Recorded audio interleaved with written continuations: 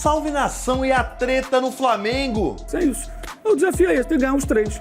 Ou eles ganham dos 3, ou então eles não fazem jus a todo o investimento que é feito.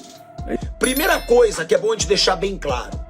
É um dos jogadores que mais estão correndo nesse time do Flamengo nos últimos... Voltou a ficar ruim. Eles já tiveram um problema público. Você vai entender a nova treta entre Felipe Luiz e Pedro e também polêmica com o jogador do Flamengo. Sobre a idiotice que uma parte pequena da torcida do Flamengo tá fazendo com o Samuel Lino. Primeira coisa que é bom a gente deixar bem claro. É um dos jogadores que mais estão correndo nesse time do Flamengo nos últimos jogos. Porque tem muito jogador apático, tem muito jogador que está acomodado, e o Samuel Lino, ele tem corrido muito, ele tem participado muito. E outra coisa, para quem quiser vir com a historinha, ai, pilhado, mas não basta só correr no futebol. O cara participou de 76% dos gols do Flamengo desde que ele chegou. De forma direta ou indireta. Fisicamente, é um dos que mais vem entregando num time que não tá correndo muitas vezes, num time que tá apático muitas vezes. E aí vem um bando de torcedor modinha, na minha opinião, ainda mais, cara, pichando, é muro, é Lino peladeiro, o cara acabou de chegar. É muita burrice o torcedor tirar a confiança de um jogador que acabou de chegar da Europa pro Flamengo. É o que eu digo, perdeu o gol feito, tem que ser criticado? Tem. Agora, os excessos que estão fazendo com o cara, tirando a confiança do cara, um grande exemplo disso é o Vitor Roque. Foi cobrado pra caramba pela torcida do Palmeiras, que chegou sem jogar tão bem. Olha o bolão que o cara tá jogando agora. A torcida, num momento como esse, pra quem tá correndo, tá? Se ele tivesse sem vergonha na cara, como muito jogador do Flamengo tava nos últimos jogos, eu até aceitaria uma cobrança dessa. Mas o cara tá correndo pra caramba. O cara tá se dedicando. É um dos jogadores que mais corre no Flamengo. Tá participando direto ou indiretamente de gol. Cara, é momento de dar confiança pro jogador. Se o Felipe Luiz decidiu que esse cara é titular, é porque ele tem uma importância.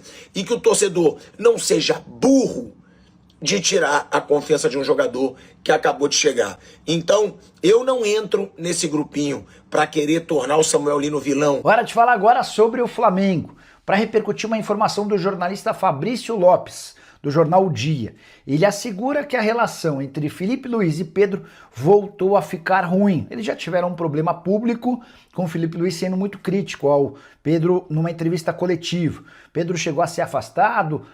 O Flamengo até colocou o Pedro à disposição no mercado, não existiram propostas, o rubro-negro também não conseguiu encontrar um centroavante. E diante desse cenário, o Pedro acabou ficando, melhorou, chegou a marcar gols, e a impressão que eu e muita gente tínhamos é de que o negócio havia sido superado. Mas o Fabrício Lopes assegura que a relação voltou a ficar ruim. Isso tem muito a ver com o fato de o Pedro não conseguir se firmar como titular. Das últimas 5 partidas do Fla, ele só foi titular em 2.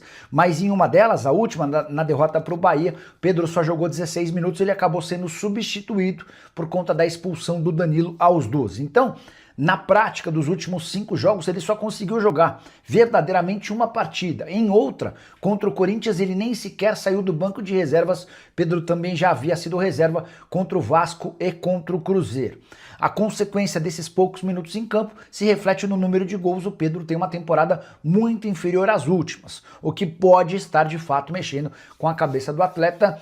Se pintar proposta boa pelo Pedro, a tendência é que o negócio saia, especialmente se o Felipe Luiz confirmar sua permanência no Fla para 2026. Agora, sobre o Felipe Luiz, óbvio, ele está numa pressão que é inerente à função que ele ocupa. Você vai treinar um time grande, em algum momento você vai ser pressionado.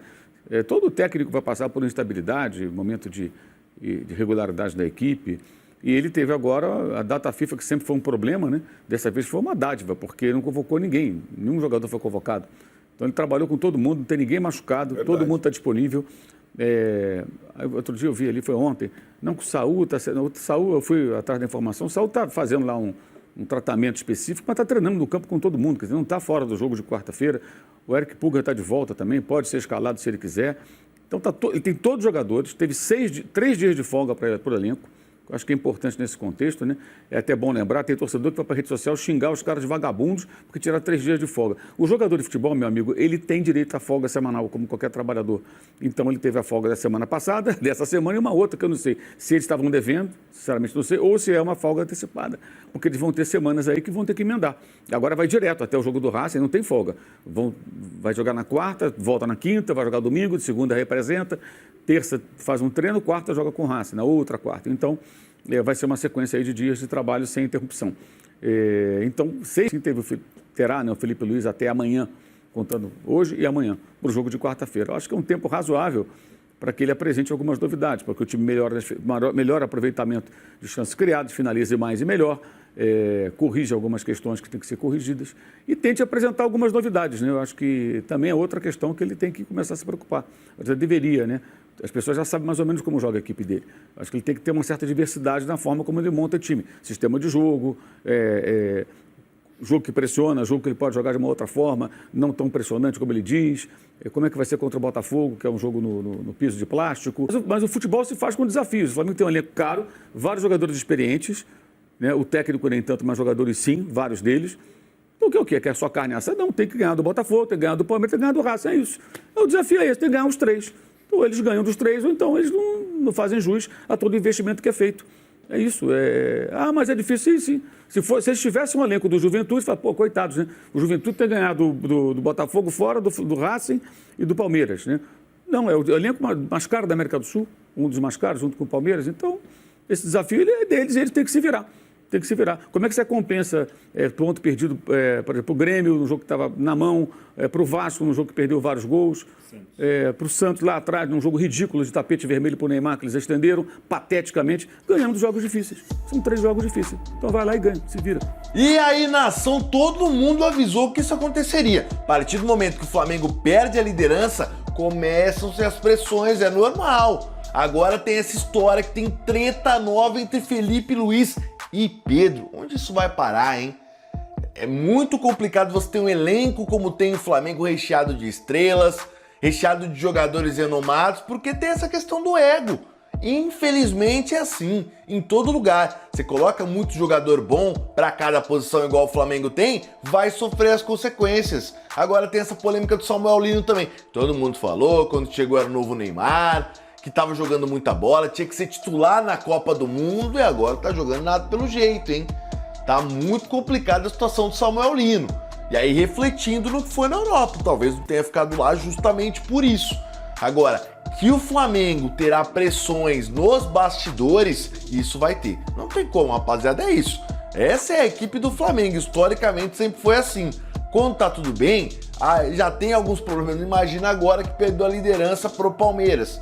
O torcedor pensa, raciocina, fala, pô, o Flamengo pode terminar o ano apenas com o Campeonato Carioca, que é um desastre pro que investiu o Flamengo. Tem muita gente que fala assim, não é vergonha não. Pô, só o fato de ir lá e competir é vergonha. O Flamengo não montou um time pra competir, montou pra ganhar pelo menos uma competição, que for o Brasileiro ou o Libertadores, porque abriu mão da Copa do Brasil.